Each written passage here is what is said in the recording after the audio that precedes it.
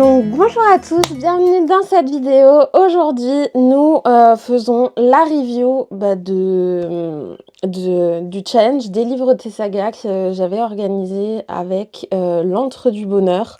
Donc je vais faire un petit rappel sur le challenge, les règles et faire la review. Je pense expliquer pourquoi il ne se refera pas. Voilà.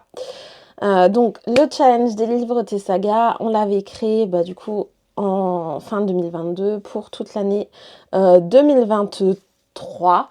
Parce qu'on cherchait à faire un challenge et en fait des fois des gros challenges là où il faut faire des piles hyper précises, etc. Vous pouvez déjà en trouver plein. On voulait un truc un peu différent, qui soit pas non plus trop contraignant et qui s'adapte à tout le monde, petit et grand lecteur. C'était quand même un peu pour voir finalement sa consommation de livres, de lecture, pour voir un peu ce qu'on lit par rapport à ce qu'on achète, ce qu'on reçoit, ce qu'on a en bibliothèque, un peu notre consommation générale. Le but, c'est que quand on reçoit, achète ou emprunte à la bibliothèque un livre, ça nous fasse perdre des points, donc plus ou moins de points, et d'en gagner à partir du moment là où on en lit. Comme le challenge s'appelle Délivre tes sagas, on faisait gagner plus de points quand on avançait dans une saga. Par exemple, acheter une suite de sagas, ça valait que 1 point contre 8 par exemple si tu achetais contre 5 pardon, pour acheter un one shot.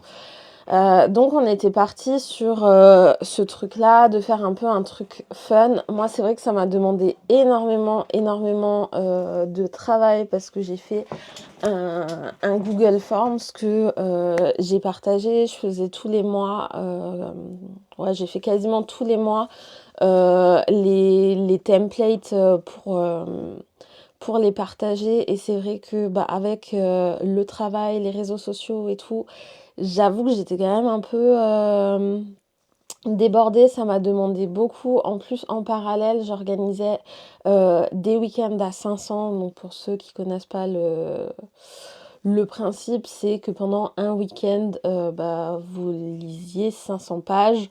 Je voulais pas faire comme d'autres 1000, parce que pour moi 1000, vraiment tu fais presque rien de ton week-end.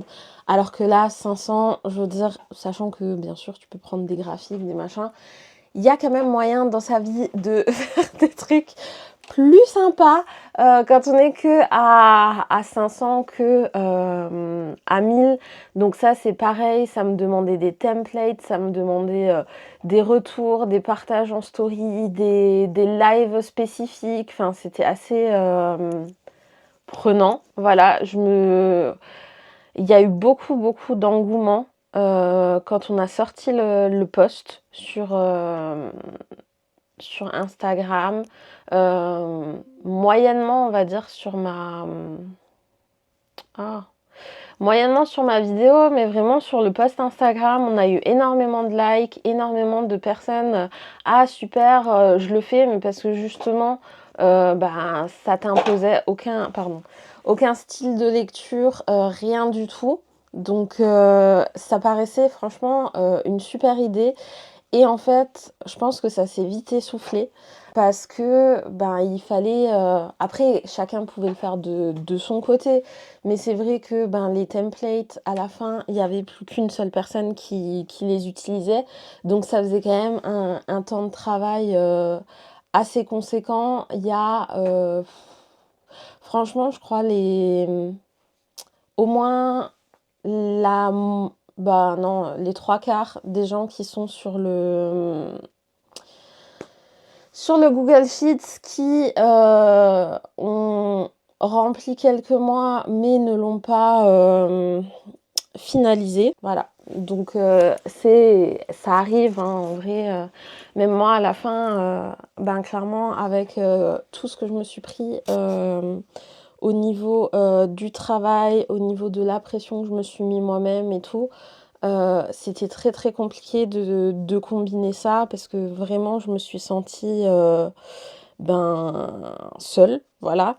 Hem, je pense que ce que ça sera un peu le mot d'ordre, même si j'avoue que c'est pas super positif, je le conçois.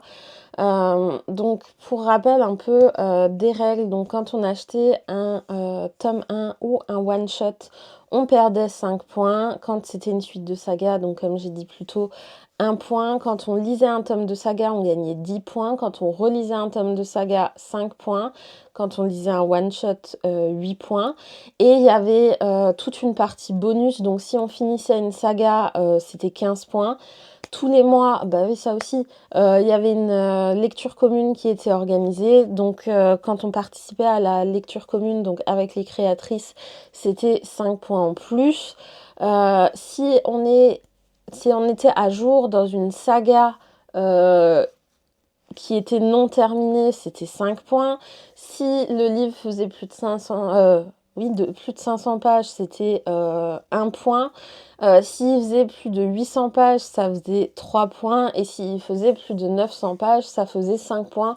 Sachant que en dehors, techniquement, des LC avec les créatrices, donc comme potentiellement à un moment, chacune faisait une LC, on pouvait avoir 2 fois le truc maximum. Sinon, pour le reste, c'était en illimité. Ça dépendait vraiment de ce qu'on lisait. Voilà, tout simplement.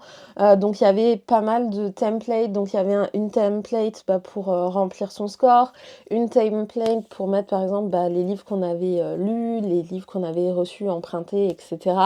Alors, c'est sûr que des fois, quand on fait la course pour les anniversaires, pour faire perdre des points aux gens, enfin c'était devenu un peu un jeu quand même avec certains en se disant ah bah vas-y, tu lui fais perdre des points facilement en lui prenant un tome 1 ou un one shot, comme ça tu faisais perdre des points. Donc voilà, c'était une expérience à faire sûrement. Effectivement, voilà, il y a quand même quelques personnes qui ont fini au moins le tableau. Donc il y a 2, 4, 6, 7 personnes qui ont fini le tableau. Mais globalement, il y avait au moins le double qui à un moment a dit, même qui a dit je participe et je le fais avec vous. Il y en a beaucoup, beaucoup plus. Mais du coup, il y en a 7 qui l'ont fini. Donc c'était quand même à souligner. Voilà. Qui ont joué le jeu. Après, vraiment, hein, c'était plus pour vous. Je suis pas allée vérifier si vous avez vraiment mis tous vos achats / emprunts, etc. Voilà. Donc, si on fait un podium, si on part de la fin, il y a l'Antre du Bonheur qui est, en ayant rempli la grille sur toute l'année, qui est à -10. Bravo. Du coup, on comprend qu'elle n'achète absolument pas de livres, vraiment, voilà.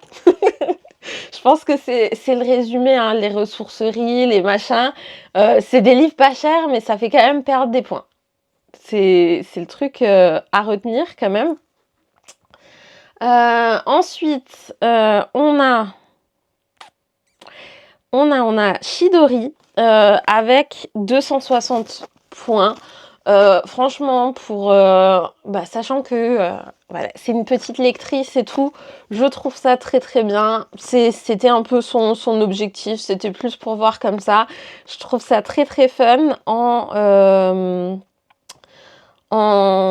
troisième, en partant bien évidemment du bas, on a Isako Book qui a 345 points, donc ce qui est déjà super. On a Lise D qui a 1073 points. Voilà, ce qui était un très bon score. Et on arrive dans le top 3 et du coup en troisième position il y a moi-même avec 1196 points.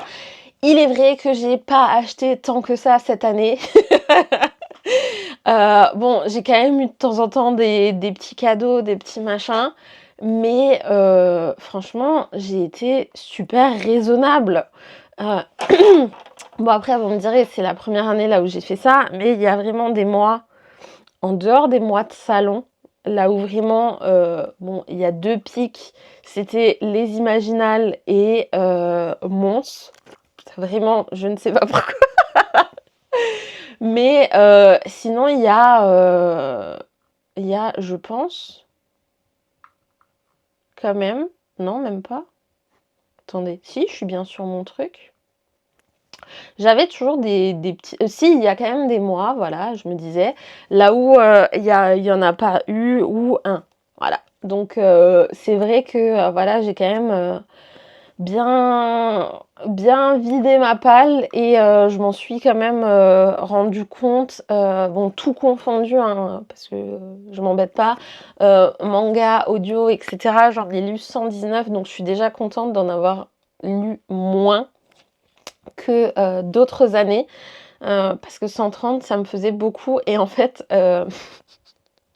l'autre jour, je me suis rendu compte que, je sais pas, j'ai dit, ouais, j'ai lu 119 livres sur l'année et tout, et on fait, ouais, ça fait comme si tu avais lu, enfin, que globalement, tu lis un livre tous les 3 jours.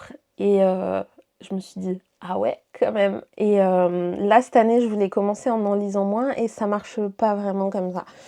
C'est que j'ai envie de boulimie, enfin, de faire une boulimie de lecture, vraiment. Après, si on tombe sur des bons trucs, ça passe. Ensuite, à la deuxième place, mais vraiment la première et la deuxième place, ça chipote parce que ça se joue genre à 3 points. Donc la deuxième place est pour Ingrid la lectrice, qui a 1460 points, ce qui est quand même énorme.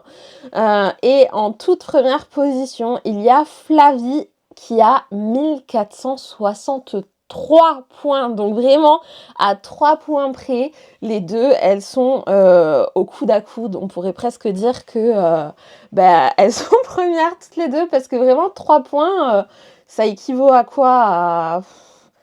À 3 livres de saga achetés en trop, globalement.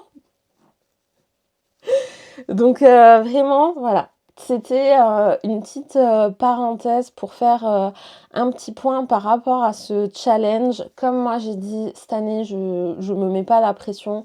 Finalement, quand on veut trouver des challenges littéraires pour se challenger, ou simplement pour avoir des idées de lecture, on peut en trouver plein. Je pense que le fait que ça soit sur une année, et que, parce que c'était des idées de base, que y ait rien à gagner. Je sais que, je sais plus comment il s'appelle par contre le challenge, mais il y a un challenge là où une personne, elle fait aussi sur l'année, et là où tous les mois tu peux gagner des badges et tout.